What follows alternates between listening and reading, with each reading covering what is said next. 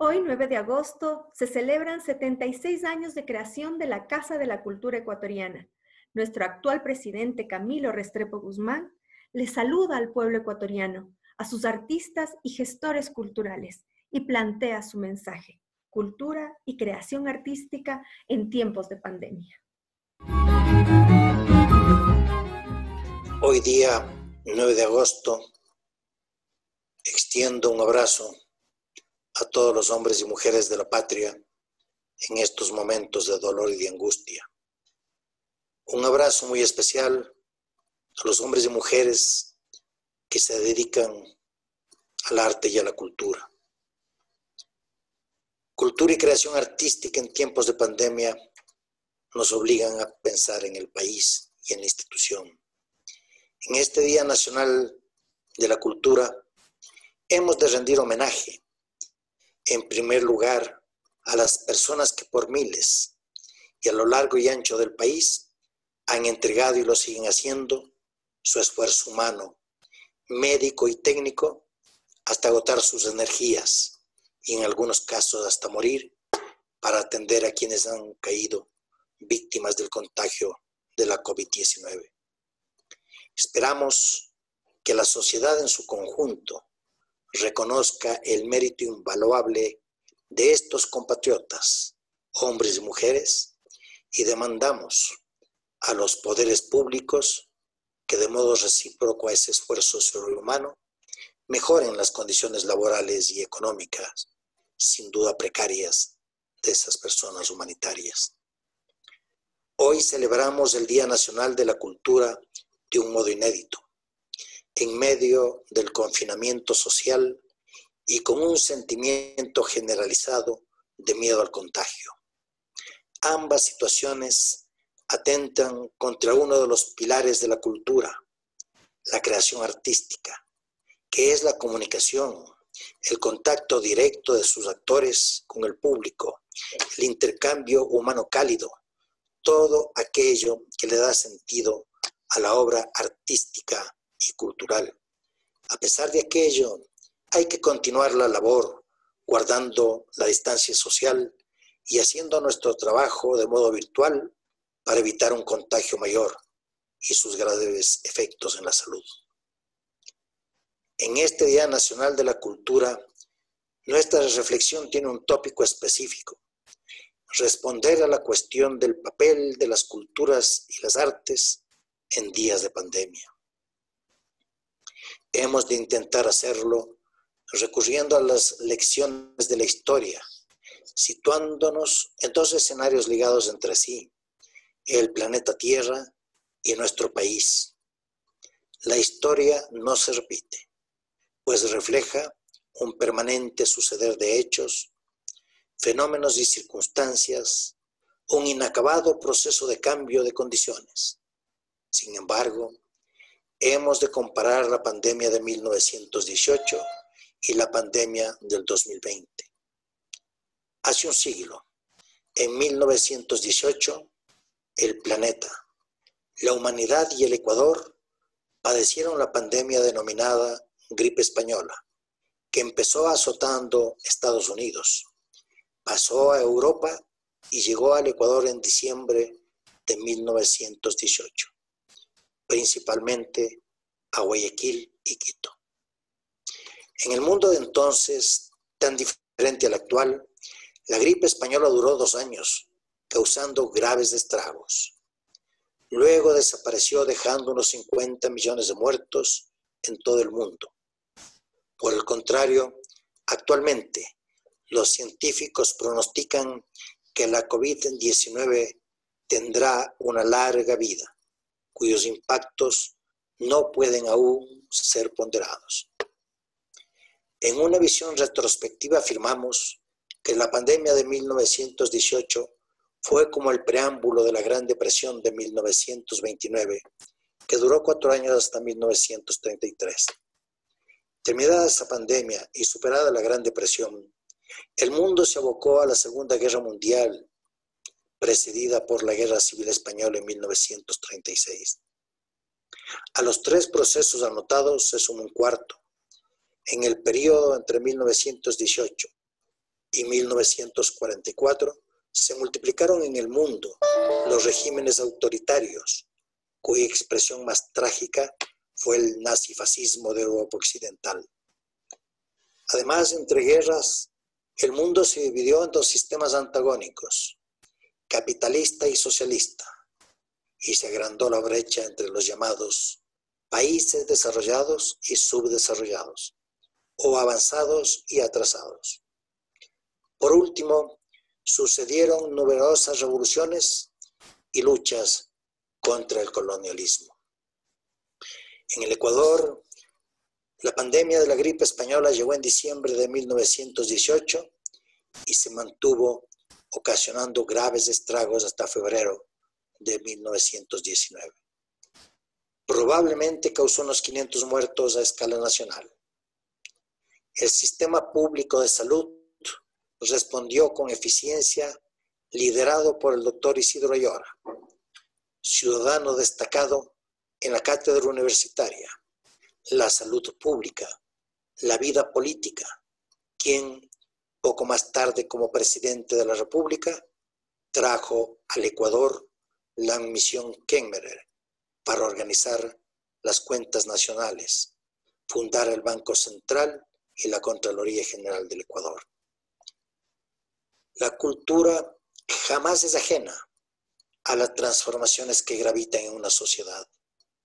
A escala planetaria, en medio de los procesos de crisis reseñados, se experimentaron grandes cambios y aparecieron novedosas tendencias. En las artes plásticas, la poesía y el cine, surgieron movimientos vanguardistas como el cubismo, impresionismo, futurismo, abstraccionismo, expresionismo, surrealismo. Hubo renovación estética y técnica en la arquitectura y la ingeniería. Surgió el realismo socialista que dejó sentada su huella en la plástica, el cine, la literatura, la danza y la música. En América Latina, el modernismo rompió la tradición en el arte y la creación, expresándose ante todo en la literatura con Rubén Darío. Nació el cine en blanco y negro, se ampliaron las comunicaciones radiales y el disco, grabado en acetato, popularizó las creaciones musicales. Entre otros, el modernismo tomó cuerpo con el gran poeta Jorge Carrera Andrade, destacándose entre sus precursores Medardo Ángel Silva, entre otros poetas de la generación de los decapitados. El realismo social innovó el relato literario. La pintura avanzó desde el cubismo hasta el indigenismo, sea romántico o vanguardista. Hubo abundante creación musical de carácter académico y popular, destacándose los poetas y músicos del pasillo ecuatoriano. Se desarrolló el teatro en escena y el radioteatro.